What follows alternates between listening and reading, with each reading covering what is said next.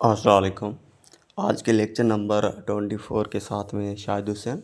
And अभी तक आपने अटेंडेंस नहीं लगाई है तो लगा लें। एंड हाँ, और आपके पिछले लेक्चर्स के अटेंडेंस का रिमेनिंग है तो वो भी देख सकते हैं। और भी सुने एक बात, जो आपके लेक्चर अभी तक कमज़ोर है, वीक इंग्लिश अच्छी नहीं हुई, तो आप पहले वाला लेक्चर मेरा सुने, उसके बाद दूसरा तीसरा ऐसे रिपीट करें सारे के सारे, ठीक है जी।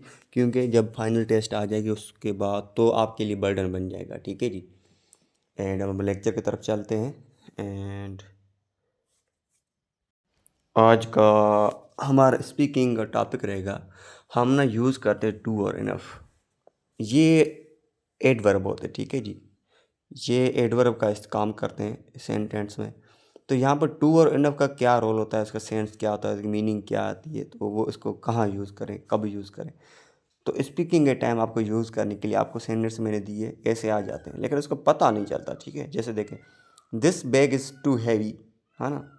ही is strong enough to lift it. तो याद रखें, टू यहाँ पर इस्तेमाल है, इनफ ही यहाँ पर इस्तेमाल है। अब इस दोनों का इस्तेमाल सुने।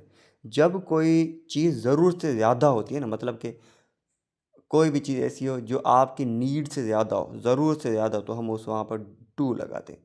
जब कोई चीज़ हमारे लिए काफ़ी होती है तो हम इनफ लगाते हैं, ठीक है। अब देखें, हम बोलते हैं ये बैग बहुत भारी है, ठीक है, मतलब उसमें हेवी है, वज़न बहुत है।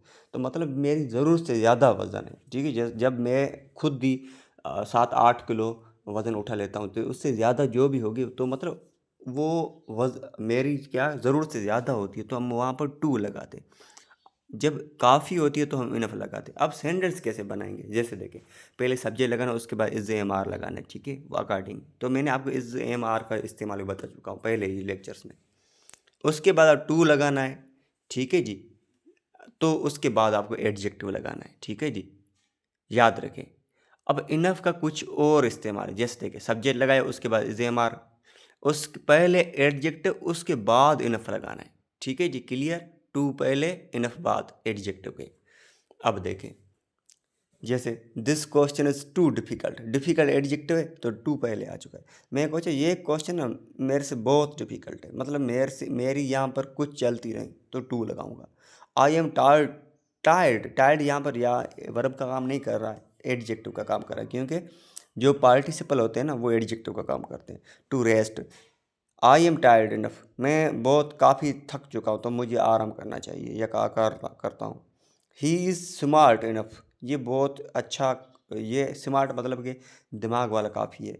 टू सॉल्व इट, ये इसके लिए हम कहते हैं ये सॉल्व कर लेगा बंदा, ये होशियार है, ये इस काम के लिए ये काफ़ी है बंदा। तो यहाँ बस इनफ लगाते हैं, याद रखें। एंड अब दो वर्ड्स में दे रहा हूँ, सफिशेंट और एक्सेसिव। सफिशेंट का मतलब है काफ़ी, जो चीज़ आपके अंडर में हो, इनफ हो। तो मैं बोलता हूँ this is enough sufficient for me. आगे देखें, एक्सेसिव मतलब टू मच, मतलब ज़्यादा, ज़रूरत से ज़्यादा। तो मैं बोलता too much use a mobile is excessive. तब सही है ना। ये हम यूँ बोलते हैं ना, एक्सेसिव जो बैठना वो भी शुगर के लिए ख़तरनाक होता है। यहाँ पर एक्सेसिव मतलब ज़्यादा बैठना, डायबिटीज़ हो सकती है, ठीक है। अब ये आप क्या करें, सफिशिएंट एक्सेसिव पे और सेंटेंस बनाएं एंड वो मुझे भेजें या वॉइस में भेज सकते हैं, ठीक है। अभी तक आपने अटेंडेंस नहीं लगाया वो कंप्लीट करें, ठीक है जी। एंड लेक्चर्स पिछली बार सारे के सारे सुने, डाउनलोड ना करें, ऑनलाइन सुने। एंड अब मैं सेंटेंस दे रहा हूँ, इसकी मुझे ट्रांसलेट करके भेजें, लिख कर भेजें, उर्दू में भेजें, सिंधी में भेजें, वॉइस में भेजें, आपके विषय। This is too difficult, I am strong enough, he is smart enough, ठीक है। इन तीनों की क्या करें, आप ट्रांसलेट करके भेजें। एंड उसके बाद मैं चेकिंग करूँगा। और हाँ, चैट जीपीटी, एआई, गूगल से, इंटरनेट, ये आप इससे हेल्प बना लें, भले गलती करें तो गलती से सीखोगे, ठीक है जी। आज का स्पीकिंग टॉपिक है माय डेली रूटीन। आपने डेली क्या काम करते हो। तो मैं 3 लिखता हूँ। आई वेक अप अर्ली, मैं जल्दी उठता हूँ। आई गो टू स्कूल, मैं स्कूल जाता हूँ। I study and practice English, में पढ़ता हूँ और प्रैक्टिस करता हूँ इंग्लिश की। अब आपको क्या करना है, अपनी रोज़मर्रा के मालूमात बयान करें, वो 3 बनाएं। ये मेरे सेम वाले नहीं, 3 और बनाएं या 3 से ज़्यादा बनाएं। जब ज़्यादा स्पीकिंग करनी तो 5 से भी ज़्यादा बना सकते हैं, ठीक है जी। वो वॉइस में भेजें या आप लिख कर भेजें, एज यू विश। अब मैं यहाँ पर क्वेश्चन दे रहा हूँ टू और इनफ का, उसका आप सेंस तो समझ में आ चुका है। अब मैं सिंधी और उर्दू में ट्रांसलेट करके नहीं बताऊँगा, डायरेक्ट इंग्लिश ही बताऊँगा, आपका इंग्लिश में आंसर करने हैं। Is this task too difficult for you? मैं आपसे पूछ रहा हूँ। Are you confident enough to speak English? Is your English good enough now? Do you have enough time to practise? Is mobile is mobile use too much for student? यहाँ पर मुझे question 5 का answer दें, voice में भेजें, लिख कर भेजें, ठीक है जी, एज़ यू विश। एंड ये बहुत एक अच्छा काम होता है। ये ना आप मुझे लिख कर भेजे करें, एंड इस पे इससे अवॉइड ना करें, ठीक है। ये बहुत अच्छा होता है, ठीक है। इंग्लिश अच्छी कर रहे हो, अभी आप टाइम इन्वेस्ट कर रहे हो 40 दिन के लिए, हर फैसिलिटी आपको मिल रही है, ठीक है जी। तो भी आप अपनी ज़िंदगी के साथ ना खेलें, ठीक है जी। तो अब मुझे इसका ट्रांसफ़र करके भेजें। ये काम बहुत मुश्किल है, मैं काफ़ी मज़बूत हूँ। वो इतना ज़हीन है कि समझ सके। हमारे पास काफ़ी वक्त है, ये बहुत ज़्यादा है, ठीक है जी। आज के लिए इतना काफ़ी है।